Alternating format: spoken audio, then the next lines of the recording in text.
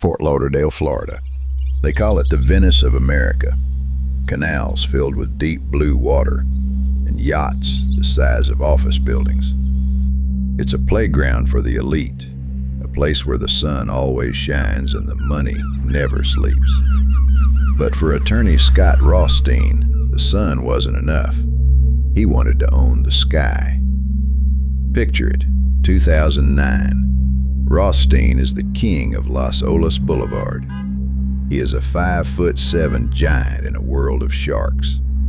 He wears bespoke suits that cost more than your car, and on his wrist, always a different watch. A Richard Mille, a Patek Philippe, a Rolex covered in diamonds. He owns a fleet of 87 luxury vehicles, Bugattis, Ferraris, Rolls Royces. He travels with an entourage of off-duty cops, lights flashing, sirens wailing, parting the traffic like the Red Sea. He's throwing money at politicians, charities, the police foundation. He is the man who makes things happen. He is living the American dream on someone else's dime. But behind the tinted windows and the heavy security details, Scott Rothstein isn't a legal genius. He is a conjurer, a magician, and his magic trick is a classic, the Ponzi scheme. Here's the mechanics of the lie. Rothstein tells investors he has a secret gold mine, sexual harassment cases, whistleblower lawsuits, big, ugly legal battles where wealthy defendants want to settle quietly to avoid the press. He tells investors that the defendants have agreed to pay massive sums over time, but the plaintiffs want their cash now. So Rothstein makes an offer. You, the investor, put up the cash to pay the plaintiff a lump sum today. In exchange, you get the rights to the full settlement payments over time. Guaranteed returns, 20% in just 90 days. It sounds too good to be true, and because it is. There are no plaintiffs. There are no defendants. There are no settlements. It is all a mirage. Rothstein sits in his office, not arguing cases, but forging court orders. He is manufacturing judges' signatures, stamping fake seals on bogus documents, creating an entire legal universe that exists only on paper. He is selling nothing but air and charging millions for it. He reels them in, hedge funds, wealthy retirees, even his own friends. They see the cars, they see the influence, they see the armed guards, and they think, this guy is untouchable. Greed, it's a powerful drug. It turns skepticism into blind faith. They pour in a staggering $1.2 billion. But a Ponzi scheme is a living, breathing beast. It is a shark that must keep swimming or it dies.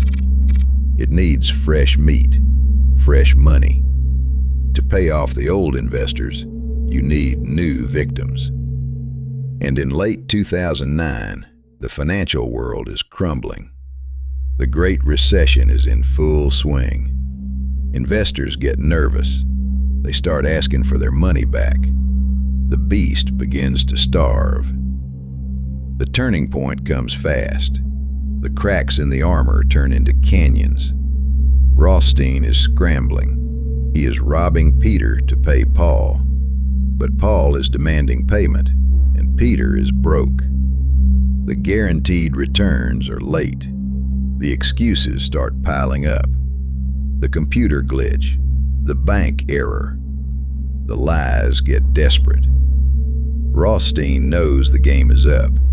He does what all cowards do when the walls close in. He runs. He charters a private jet to Morocco, a country with no extradition treaty with the United States.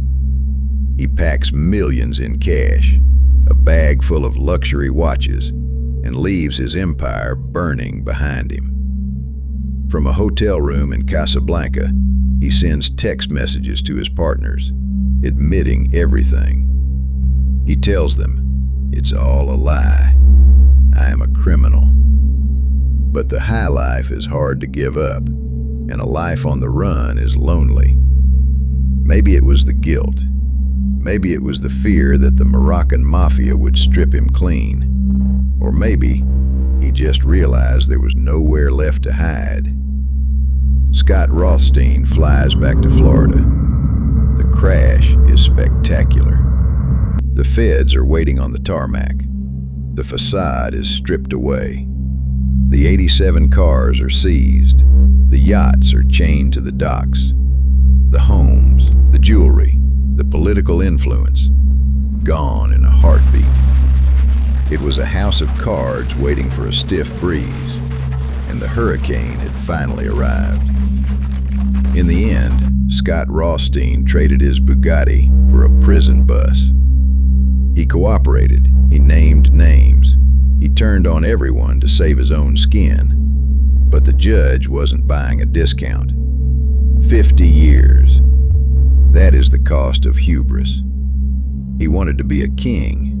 He ended up as inmate number 99,672-004. He proved that in the end, you can't buy your way out of the truth.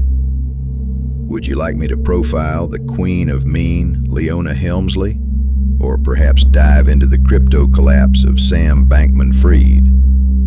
Hit like and ring subscribe, because your clicks are the only legitimate investment in this whole story. And they keep more real-life greed coming straight to your screen.